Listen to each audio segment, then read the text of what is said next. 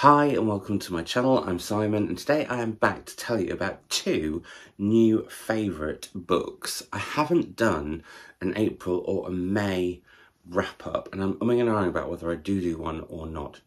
So let me know in the comments down below if you would like that or if you're just happy to wait for a new June one.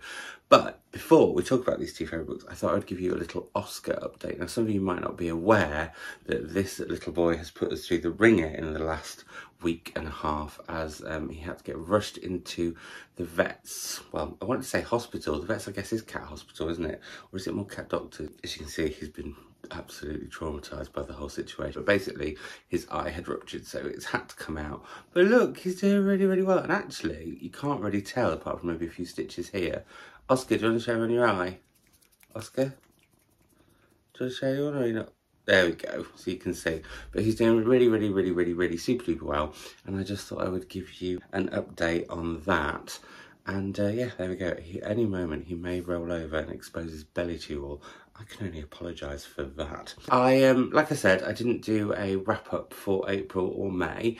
That was because both months just felt really bitty with my reading. However, I read some great books and I read two absolute corkers, one in April, which isn't out until July, and one that was out, has been out quite a while, that I read in May. So I thought I would talk about them. And I thought I'd go backwards and talk about the one that is out first and then that I read in May, and then talk about the one that isn't out yet that I read in April. Have we all kept up with what's going on? I'm not sure I have. The book that I read recently in May, last month, I keep forgetting that it's June now. How is it June 2022 already? I mean, it's madness. The book that I read and absolutely loved, and I will admit did not expect to love as much as I did, was The Promise by Damon Galgut.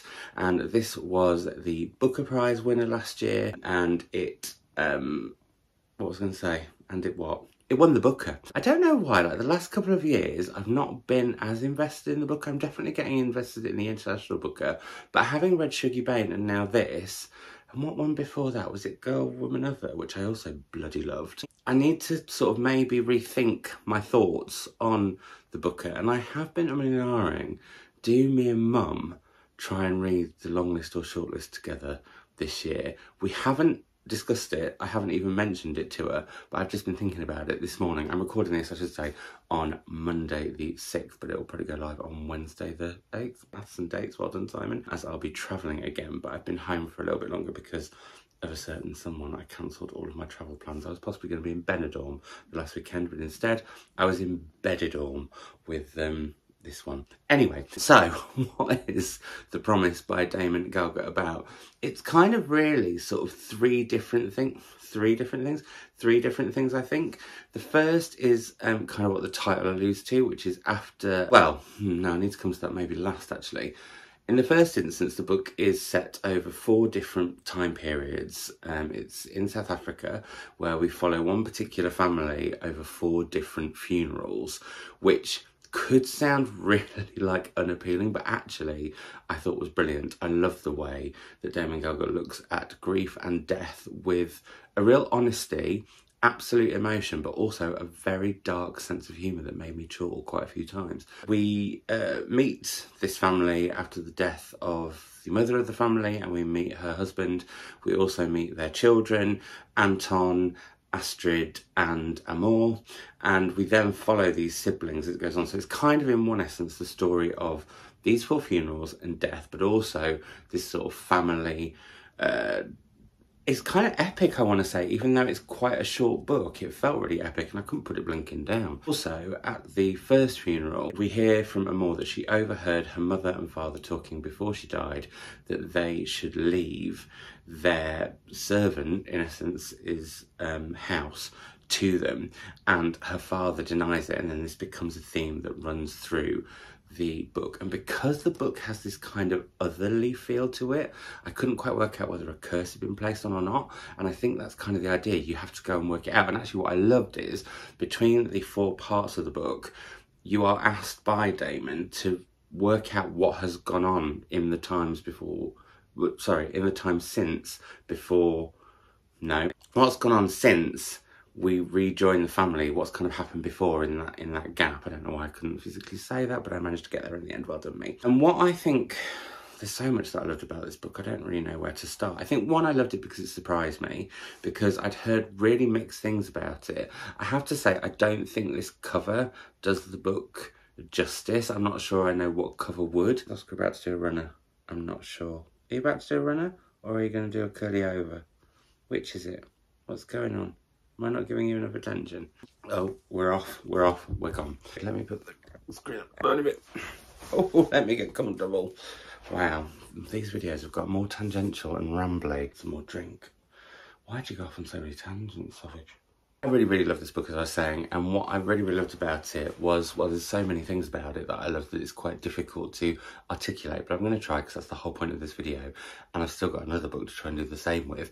I think what I found so refreshing about this book in many ways was the honesty around grief and death, which I know is not everyone's cup of tea, but speaking of cup of teas, like, I've had quite a few experiences with death, and indeed with the dead, not like ghosts and stuff, but in terms of I've been with people. Well, I was with my gran when she died, and we actually sat and had a cup of tea around her afterwards, which is where I was getting that cup of tea link from.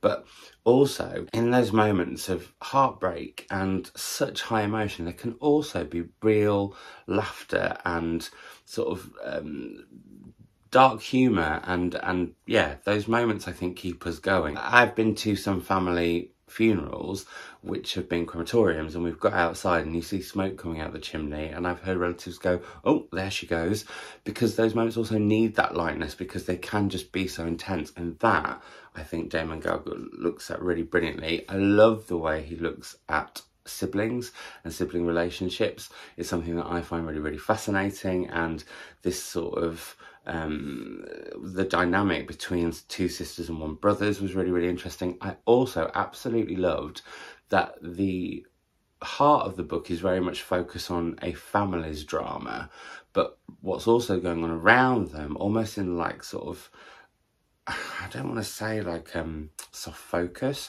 but it's very peripheral and a bit hazy, is all that's going on in South Africa at each of these 4 different time periods, and what's important, what's happening, what's changing, what's causing frictions and fractures, but not just with the family, but like I said, with the whole of South Africa. It does it in a very deft way, and it looks at it in a, I think what's brilliant about this book as well, and this does revert back to what I was just about to say that I trailed off and went on a tangent with, is that the book kind of, it almost has like an omnipresent narrator, because you sweep through different characters, and it can be in a paragraph, it can be a couple of pages, but you get to see kind of everyone's view on everything around, for example, apartheid, or any of the changes that were going on with the country over these decades.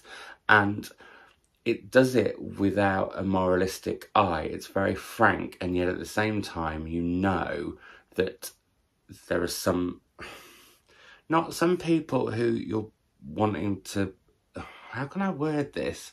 Oh, he's struggling. You can see this book really, really, really, really, really made me think.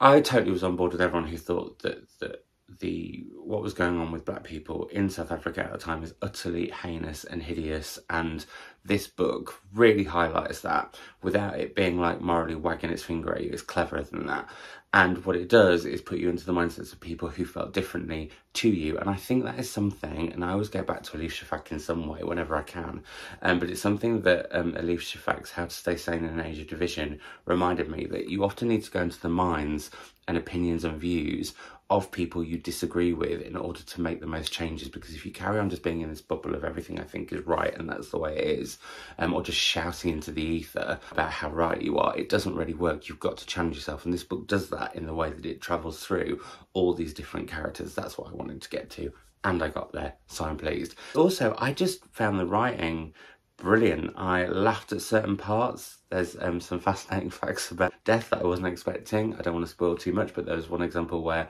you never quite know who your ashes are going to possibly end up with, if that's the way you're going to go. I decided I want to be buried. Let the worms have me, I say. There's one bit where somebody gets cremated, but also with a doctor who had choked on a banana, and that just really, really tickled me.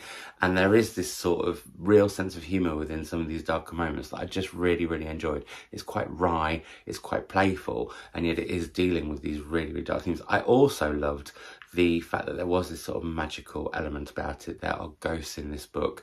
As I said, we kind of weave in and out through this omnipresent narrator that could possibly be the spirit of somebody, may not be. There's folklore and myths in here.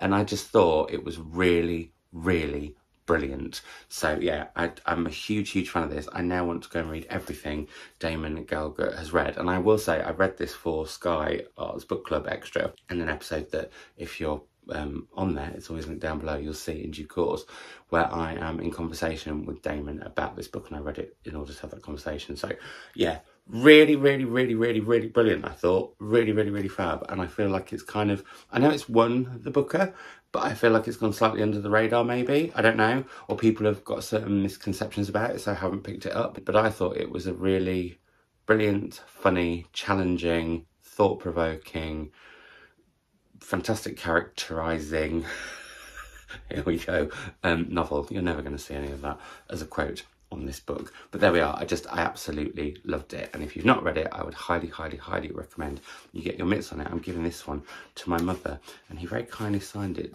for her. It says, "To Louise, warmest regards from one book lover to another." I mean, how lovely. He was absolutely delightful. The book that I read in April that isn't coming out until July, so isn't out yet, which is one I said I'd talk about a second, is this. It's Blue Hour by Sarah Schmidt. Now, I should say I am friends with Sarah Schmidt, and I believe in the finished copy there is a thank you in the acknowledgements to me and Chris, because some of the dreams she had when she came to stay here kind of made up part of this book. There is also a Simon in here that she goes off very quickly, which I'm furious about. Anyway, I just wanted to put that out there and be frank. I thought this book, now, if the subject matter sounded bleak in The Promise, I promise you that the subject matter in here is all the bleaker, and there is some humour within it, but it's quite unrelenting, and it actually reminded me, and I love this book, so if you did too, I think you'll really love this. It reminded me of A Little Life in its unrelenting look at trauma and grief, and also is written as brilliantly as I think that book is. I also think this sort of would sit in the Shuggie Bain world in an interesting way too. That's about mother and sons. This is about mothers and daughters, and we meet Eleanor, who is leaving her partner at the dead of night. She's got her daughter with her, who is very young, and she puts her in the back seat and she drives off, constantly checking in the rearview mirror. Then we meet Kitty, decades before, back to wartime in Australia, where we meet Kitty, who is starting this relationship with a man who's going to go out and fight during the war, and it's this like fresh love, first love. It's gorgeously written. And then the next time she meets him is where she is a nurse at a psychiatric hospital, and he has come back. He's been very much both physically and mentally damaged and changed forever by the war, and it's how their relationship picks up from there, and how he is dealing with PTSD, but also Kitty is dealing with her own trauma for other things. I don't want to give too much away, but then we find out as the book goes on that Eleanor is Kitty's daughter, and we go forward in time both with Kitty, as she has Eleanor's brother, and then later on Eleanor, and this marriage, which is highly emotive and difficult in all sorts of ways, as well as it being very much about a woman who feels she has not been given her lot. She had aspirations and she's not been able to attain them, so there's kind of bitterness inside. And also how parents can, be it unintentionally, or in this case possibly very intentionally, pass on their own traumas to their children in all sorts of ways. And we also follow Kitty as it looks at how she's got herself into a certain very difficult situation, is fleeing that, and basically is on the run. So yeah, there's a lot in here, and I don't want to say too much because there's so many sort of twists and turns in this one that actually, and that kind of links them both actually, in the fact that they are both family dramas that span different decades, this being in 4 parts, this being told in alternate chapters, and that look at the difficulties and traumas in family and how they affect the parties involved in all sorts of different ways. It also, actually, both of them, I hadn't even thought about this until now, both of them chime with each other because they look at the effects of war and what it's like to have been a soldier, because Anton in this book is a soldier, and as I mentioned, Kitty's husband and Anna's father is. And it also looks at the secrets that families hide, and sometimes when you can see a little glimmer of them and what that does. And that, again, links both the books together. I haven't thought about that until now. The writing in here is beautiful, and another way this book sort of chimed with me was it's very different in tone to Elif Shafak's The Isle of Missing Trees, which just happens to be here. Teaser for what I'm doing a reading vlog on this week. This really looks at nature, and nature is a real part of this book. I mean, it's on the cover, you've got the crows here, and they appear as quite a theme. In fact, birds are a real prevalent theme within the book, but also so is just the natural landscape, so are the blue hills of Australia, so is the sort of the village life, yet within the wilderness and the expanse. And I just thought that was brilliantly done too. So yeah, and I guess in a way that sort of happens in this, because some of the areas that this book is set and what happens with natural things, like lightning's a big thing in this one, and storms. Oh, I didn't realise how much they chimed until I started talking about them. I will say this takes you to extremely dark places. I think I can take quite a lot, and for most of it I was wincing, but there's one scene where I just went, oh good god no, but I still carried on, and it never felt gratuitous.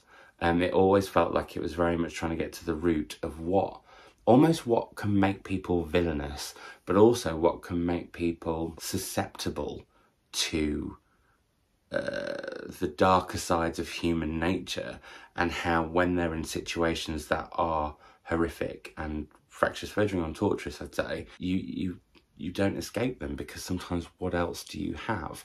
And that is a really, really, really big theme in this book, as well as the frankly depressing cyclical nature of human behaviour, and how we end up sometimes repeating the things that we definitely think that we're never ever going to.